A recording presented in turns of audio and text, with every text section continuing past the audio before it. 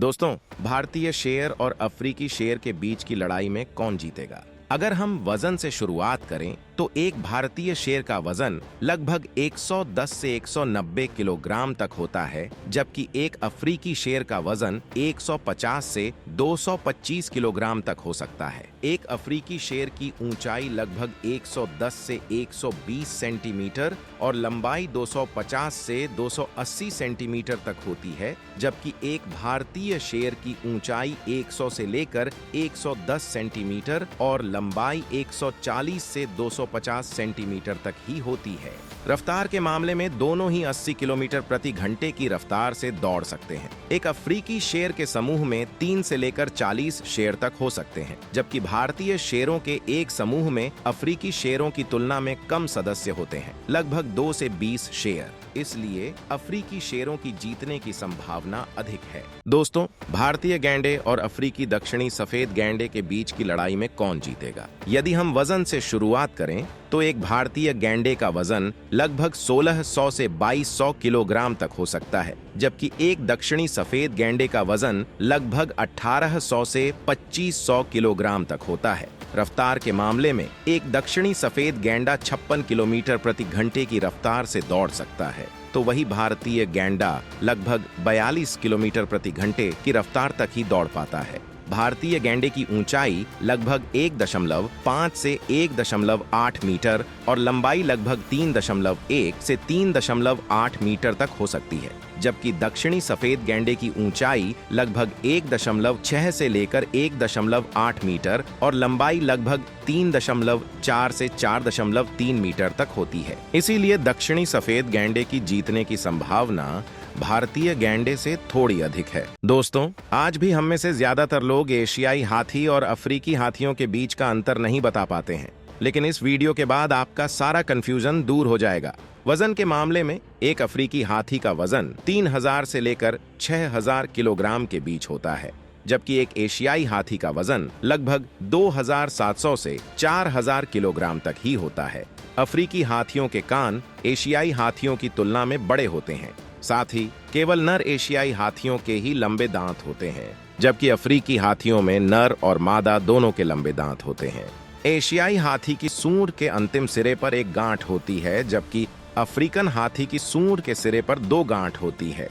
एशियाई हाथियों का जीवन काल लगभग 48 वर्ष होता है, जबकि अफ्रीकी हाथियों का जीवन काल 60 से 70 वर्ष तक हो सकता है। आकार के मामले में भी एशियाई हाथी अफ्रीकी हाथियों की तुलना में छोटे होते हैं। दोस्तों, साइबेरियन बाघ और ग्रिजली भालू के बीच की लड़ाई में कौन जीतेगा? सबसे पहले तो ग्रिजली भालू कोई मजाक नहीं है। एक पूर्ण विकसित ग्रिजली भालू साइबेरियन बाघ से काफी बड़ा होता है। हालांकि रफ्तार के मामले में साइबेरियन बाघ 64 किलोमीटर प्रति घंटे की रफ्तार से दौड़ सकता है, जबकि ग्रिजली भालू केवल 48 किलोमीटर प्रति घंटे की रफ्तार तक ही दौड़ पाता है। एक साइबेरियन बाघ का वजन लगभग 180 से 300 किलोग्राम के बीच होता है, तो वही ग्रिजली भालू का वजन 200 से 380 किलोग्राम तक हो सकता है। एक ग्रिजली भालू की ऊंचाई लगभग 102 सेंटीमीटर और लंबाई 190 से 240 सेंटीमीटर तक होती है, जबकि साइबेरियन बाघ की ऊंचाई लगभग 75 से 110 सेंटीमीटर और लंबाई 170 से 208 सेंटीमीटर तक ही होती है। इसलिए ग्रिजली भालू के जीतने की संभावना अधिक है। दोस्तों, पोलर बियर और ग्रिजली बियर, अगर इन दोनों में लड़ाई होती है तो कौन जीतेगा? अगर हम वजन की तुलना करें तो एक ध्रुवीय भालू का वजन लगभग 150 से 800 किलोग्राम तक हो सकता है, जबकि एक ग्रिजली भालू का वजन लगभग 200 से 400 किलोग्राम ही होता है। काटने की शक्ति के मामले में एक ध्रुवीय भालू की काटने की शक्ति 1200 psi होती है, जबकि ग्रिजली भालू की काटने की शक्ति लगभग 1000 psi होती है। आकार की दृष्टि से ध्रुवीय भालू आमतौर पर ग्रिजली भालू से बड़े होते हैं, लेकिन रफ्तार के मामले में एक ग्रिजली भालू 60 किलोमीटर प्रति घंटे की रफ्तार से दौड़ सकता है, जबकि ध्रुवीय भालू केवल 40 किलोमीटर प्रति घंटे की रफ्तार से ही दौड़ पाता है। यदि हम इन तथ्यों पर विचार करें तो ध्रुवीय भालू की जीतने की संभावना ग्रिजली भालू से ज्यादा है। जानवरों की दुनिया से जुड़ी ऐसी ही जानकारियों के लिए इस चैनल को सब्सक्राइब करें। दोस्तों, क्या एक लाइगर ध्रुवीय भालू को हरा सकता है? सबसे पहले, लाइगर एक संकर जानवर है जिसकी माँ एक बाघिन और पिता एक शेर होता है। अगर वजन से शुरुआत करें तो एक लाइगर का वजन लगभग 360 से 410 किलोग्राम होता है, जबकि ध्रुवीय भालू का वजन लगभग 300 से 800 किलोग्राम तक हो सकता है। एक ध्रुवीय भालू की ऊंचाई लगभग 200 सेंटीमीटर और लंबाई 180 से 250 सेंटीमीटर तक हो सकती है, जबकि लाइगर की ऊंचाई लगभग 150 सेंटीमीटर और लंबाई 360 सेंटीमीटर तक ही होती है। एक लाइगर लगभग 60 किलोमीटर प्रति घंटे की रफ्तार से दौड़ सकता है, जबकि एक ध्रुवीय भालू लगभग 40 किलोमीटर प्रति घंटे की रफ्तार से ही दौड़ पाता है। एक लाइगर की काटने की शक्ति लगभग 900 psi होती है, जबकि ध्रुवीय भालू की काटने की शक्ति 1200 psi तक हो सकती है। तो दोस्तों, इन दोनों में से जीत किसकी होगी, हमें कमेंट में बताएं। दोस्तों, चीता और प्यूमा के बीच की लड़ाई में कौन जीतेगा? अगर हम रफ्तार से शुरुआत करें तो चीता जमीन पर सबसे तेज जानवर है जो 120 किलोमीटर प्रति घंटे की रफ्तार से दौड़ सकता है, जबकि प्यूमा चीता से धीमा होता है और 80 किलोमीटर प्रति घंटे की रफ्तार तक ही दौड़ पाता है।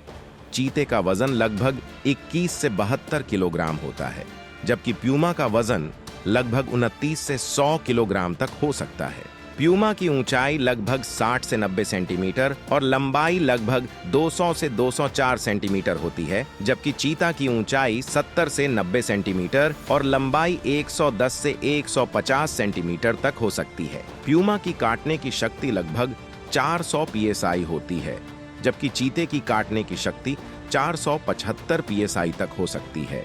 इन तथ्यों से हम कह सकते हैं कि आकार और वजन के मामले में प्यूमा का पलड़ा थोड़ा भारी है। दोस्तों, तेंदुए और हिम तेंदुए के बीच की लड़ाई में कौन जीतेगा? यदि हम वजन से शुरुआत करें तो एक तेंदुए का वजन लगभग 30 से 72 किलोग्राम तक हो सकता है, जबकि एक हिम तेंदुए का वजन 30 से 55 किलोग्राम तक ही होता है। तेंदुए 65 किलोमीटर प्रति घंटे की रफ्तार तक ही दौड़ पाते हैं, जबकि हिम तेंदुए 80 किलोमीटर प्रति घंटे की रफ्तार से दौड़ सकते हैं। तेंदुए की ऊंचाई लगभग 60 से 70 सेंटीमीटर और लंबाई 90 से 160 सेंटीमीटर होती है, जबकि हिम तेंदुए की ऊंचाई 56 सेंटीमीटर और लंबाई लगभग 75 से 150 सेंटीमीटर तक हो सकती है। हिम तेंदुए की काटने की शक्ति लगभग 450 psi होती है, जबकि तेंदुए की काटने की शक्ति हिम तेंदुए की तुलना में कमजोर होती है, यानी 310 psi। इन तथ्यों के आधार पर हम यह कह सकते हैं कि दोनों प्रजातियां ही एक दूसरे से जीत सकते हैं। दोस्तों, आमतौर पर हम हिरण और एंटीलोप्स को एक ही प्रजाति समझने की गलती कर बैठते हैं। जैसे हम कृष्णमृग और चिंकारा को भी हिरण कहते हैं, लेकिन दोनों ही एंटीलोप हैं। दुनिया में एंटीलोप की कुल 91 प्रजातियां हैं, जबकि हिरणों की केवल 43। हिरण और एंटीलोप के बीच एक बड़ा अंतर यह है कि एंटीलोप के सींग शाखाओं वाले नहीं होते हैं, बल्कि आमतौर पर पीछे की ओर मुड़े होते हैं, जबकि हिरण के सींग लंबे और शाखाओं वाले होते हैं, जिनमें कई शाखाएं होती हैं। एंटीलोप के सींग लगातार बढ़ते रहते हैं, वहीं दूसरी ओर हिरण हर साल अपने सींग गिरा देते हैं। मूस दुनिया में पाया जाने वाला सबसे बड़ा हिरण है, तो वही जायंट एलैंड दुनिया का सबसे बड़ा एंटीलोप है। भारत में पाया जाने वाला सबसे बड़ा हिरण सांभर है और सबसे बड़ा एंटीलोप नीलगाय है। दोस्तों, अपने पसंदीदा हिरण और एंटीलोप के बारे में हमें कमेंट में बताएं, और अगर आपको यह वीडियो पसंद आया तो इसे